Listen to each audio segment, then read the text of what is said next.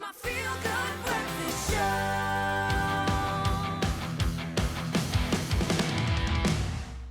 Yeah, follow that little guitar riff all the way to your TV. Welcome back to your feel-good kickstart. I'm going to say an early kickstart to the weekend. It's a massive one.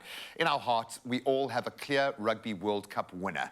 And thanks to proud sponsors of the 2023 Rugby World Cup, TOTALENERGIES, we are getting a few of our incredible Expresso team members involved this morning to cast their votes for who they think is winning the 2023 Rugby World Cup. Now, we put 4 options out there. It seems that only 2 dominated. Who will win? Take a look at this.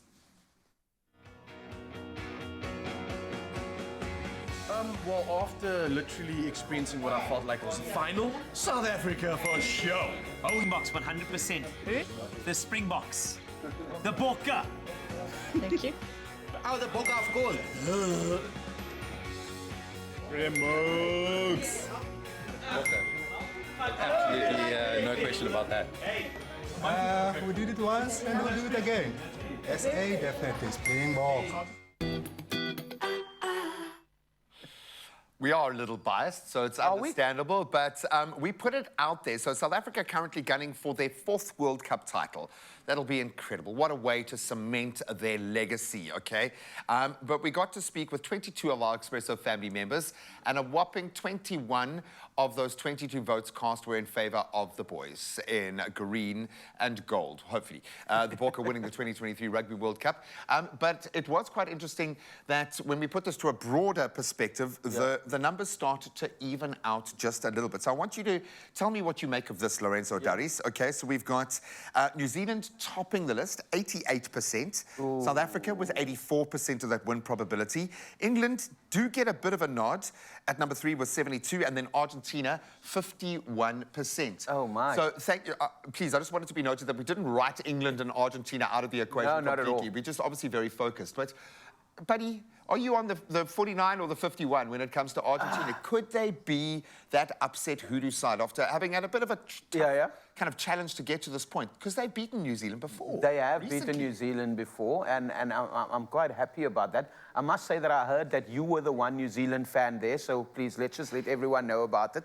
A blight on you. But you know what, eh? That 1% changes everything. That 1% could be the difference between them winning or losing and Michael Shaker moving along and showing Australian rugby that he should have still been that side and not Eddie Jones, because he's kind of going to them and saying, look here guys, we've been doing something good. And all you need and well, you just need that 1%. In a semi-final when there's 14, 12, 10 points on the board, all you need is that 1%. And then, just England as well, you know, number 3 with 72%, you can never write off because they're building at the right time, possibly. That's the thing. Any team can win on the day, and that's the beautiful thing about sports in general, is that there's no one team that's going to outright win it all the time. And England haven't lost yet. Yeah, the unbeaten team. Hey? Can we not talk about that? They weren't favourites coming into any of those games pretty much after they lost. Not even their group. Which really does raise some interesting questions. Is their story told? Maybe not. I like the fact that we're not at the top, there to you be go. honest. Yeah.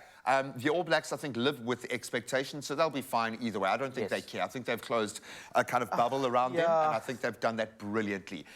South Africa, we don't want too much pressure on our shoulders this year, but how do you see the #1 world ranking coming back into focus, us being called the best team in the world again? Is this going to have that negative kickback, or is this validation for where we are and what we do? Because I think this young group of players with a mix of the old, they deserve to be called the best team in the world and to take ownership of that. Look, we saw this happen with the All Blacks as well a few years back, 2011 and 2015, when they came in with the team. The difference between us and the All Blacks is the fact that the All Blacks has always been considered the pinnacle of rugby. They are there, they're the ones that are sitting at the top, you know, and everyone else just looks at them for validation. So the thing is that it's ours to lose now, but the pressure is not on us. The pressure is on the All Blacks because of the way the team has been playing under Ian Foster for the last year, and also because they've got a new coach, and that coach has been told, don't come to the games. you are causing a distraction. Yeah, so look, we're there for a little bit of spice, but it's actually made it very clear what you've just said. For us, I think the only way we would consider ourselves the ultimate rugby team to have earned those 4 World Cups, to be the best in history, would be by beating the All Blacks There you in go. that Rugby World Cup final. We haven't lost the final against them, eh? No, we haven't lost the final, baby. I love that. I love the fact that the stars are aligning for this one. We could be seeing the greatest World Cup in history. We've seen those minor teams put their hands up, to use that term again. And of course, we're seeing the best ready to battle it out this weekend. So get ready for those game festivities. It's going to be a party. This weekend is going to be massive, so make sure that you're well stocked. Head over to your Total Energy service station. You can obviously top up on your fuel, your bright charcoal, your firelighters, your snacks, your drinks. Create a list right now so you don't miss anything for the big game. And then in so doing, you can earn your club points that can then be redeemed as cash back. That's going to help you save on those future purchases, i.e. when you've got to go back and restock for the final the following week. It's all up to the books right now. So according to Public, not the out-and-out favourites. New Zealand just ahead by 1%. But I have a feeling at this year's World Cup, that 1%, either way, is going to make all the difference. Just like in rugby, it's uniting our energies that helps us move forward.